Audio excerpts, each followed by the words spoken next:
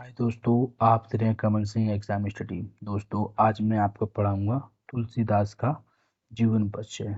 तो गोस्वामी तुलसीदास का जीवन परिचय। चलिए दोस्तों, और वो दोस्तों ये वीडियो लास्ट तक देखना, जिससे कि आपका मोस्ट कोई भी इम्पोर्टेंट क्वेश्चन छूट न जाए। दोस्तों, इसी से आपके पूरे क्वेश्चन बनते हैं और आजकल क्या क्वेश्चन घुमा घुमा के पूछ रहे हैं। तो दोस्तों, ये पूरा परिचय आपको ध्यान से पढ़ना है, जिससे आपका कोई भी मोस्ट इम्पोर्टेंट तरीके से कोई भी आपका रचनाएं, कीर्तियाँ, दोहा छूट ना जाए। चलिए दोस्तों, वीडियो स्टार्ट करते हैं। तुलसीदास जी का जीवन परिचय। गोस्वामी तुलसीदास जी के जन्म के विषय में विद्वानों में मतभेद है। फिर भी तथ्य ज्ञात तथ्यों के आधार पर इनका जन्म 1554 की श्रवण शुक्ला सप्तमी को बांदा जिले में राजापुर गांव में एक ब्राह्मण परिवार में हुआ था। तुलसी की जन्म तिथि के विषय में निम्नलिखित दोहा प्रसिद्ध है। 1554 विषय तन्नी तनुजा तीर, श्रवण शुक्ला सप्तमी तुलसी धरायो शरीर। इनकी माता का नाम हुलसी और पिता का नाम आत्माराम दुबे था। किसके? तुलसीदास जी की। तुलसीदास जी की माता का नाम क्या था? हुलसी, और पिता का नाम आत्माराम दुबे था। कहा जाता है कि अभुक्त मूल नामक नक्षत्र में जन्म लेने के कारण इनकी माता ने इन्हें अनिष्टकारी समझकर त्याग दिया था। तुलसी दर दर भटकते रहे और वह संयोगवश इनकी भेंट महान विचारक और भक्त सप्तमी नरसिंह दास जी से हो गई। इनके संपर्क में आने के कारण तुलसी ने वेद पुराण, उपनिषदों आदि के धार्मिक ग्रंथों का विस्तार पूर्वक अध्ययन किया और राम भक्ति का प्रसाद प्राप्त किया। इनका विवाह दीनबंधु पाठक की सुशील और रूपवती कन्या रत्नावली से हो गया। यानी कि तुलसीदास की पत्नी का नाम था रत्नावली, ठीक है। लेकिन रत्नावली के पिताजी का नाम दीनबंधु पाठक की सुशील दीनबंधु पाठक की बेटी थी, वो था उनकी रत्नावली। और रत्नावली क्या है? तुलसीदास की पत्नी का नाम है। पत्नी के प्रति तुलसी की आध्यात्मिक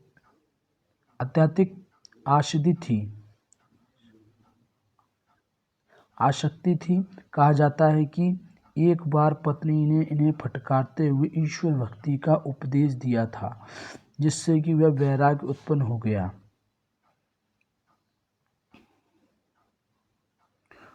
वो था आस्थित चरम भय दे में तामे ऐसी प्रीति, जो होती श्री राम से तो न होती भय भीति। घर छोड़कर तुलसीदास जी काशी, अयोध्या, चित्रकूट आदि धार्मिक तीर्थ स्थलों में घूमते फिरते रहे और साधु संगीत करते रहे। बाद में आप अयोध्या आकर रहने लगे और अयोध्या में रहते हुए अपने लगभग 2.5 वर्ष में रामचरितमानस नामक महाप्रबंध काव्य की रचना की। फिर तुलसीदास काशी चले गए और वह यहीं रहकर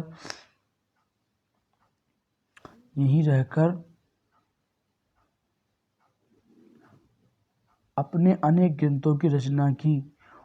और आपकी मृत्यु यानी कि तुलसीदास की मृत्यु 1680 में हो गई। इस संबंध में दोहा बहुत ही प्रसिद्ध है। संबंध 1680 अंक के तीर, श्रवण शुक्ला तीज सानी तुलसी तजो शरीर। रचना थी उनकी तुलसीदास के विविध प्रकार के ग्रंथ की रचना की है और अपने छोटे और बड़े दोनों प्रकार के ग्रंथ लिखे हैं। कुछ विद्वान ने इनके ग्रंथों की संख्या 31 के लगभग बताई है,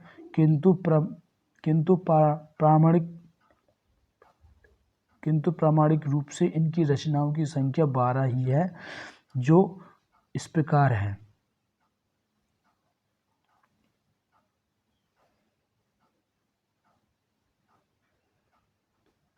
प्रबंध काव्य रामचरितमानस, पार्वती मंगल, जानकी मंगल, रामलला नच्चू।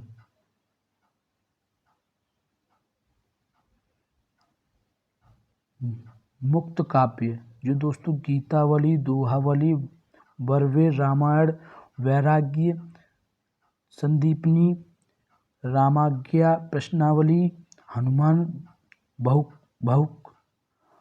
बाहुक। अब आता है तीसरा दोस्तों गीत काव्य, गीतावली, कृष्ण गीतावली, विनय पत्रिका। साहित्य के स्थान में हिंदी साहित्य में तुलसीदास जी को वही सर्वोच्च स्थान प्राप्त है जो स्थान संस्कृत साहित्य में वाल्मीकि एवं वेद व्यास का है। जब तक भारतीय साहित्य का अस्तित्व है, जब तक गोस्वामी तुलसीदास जी का नाम अमर रहेगा। उनकी काव्य की प्रशंसा तो पाश्चात्य विद्वानों ने भी मुक्त कंठ से की है। जॉर्ज ग्रियर्सन ने तुलसीदास जी को गौतम बुद्ध के बाद सबसे बड़ा जननायक कहा था। आचार्य रामचंद्र शुक्ल का कथन उचित ही लगता है। यह एक कवि ही हिंदी के एक प्रौढ़ साहित्य भाषा का प्रसिद्ध करने के लिए काफी है। इस प्रकार के हरियुद्ध का काव्य उपयुक्त है। तो वह दोस्तों कविता करके तुलसी न लसे, कविता लसी पा तुलसी की कला है। कविता करके तुलसी न लसे, कविता लसी न पा तुलसी की कला है। दोस्तों वीडियो अच्छी लगे तो लाइक करना एंड शेयर करना एंड कमेंट बॉक्स में कमेंट करना। बाय बाय दोस्तों। और दोस्तों वीडियो लास्ट तक जरूर देखना।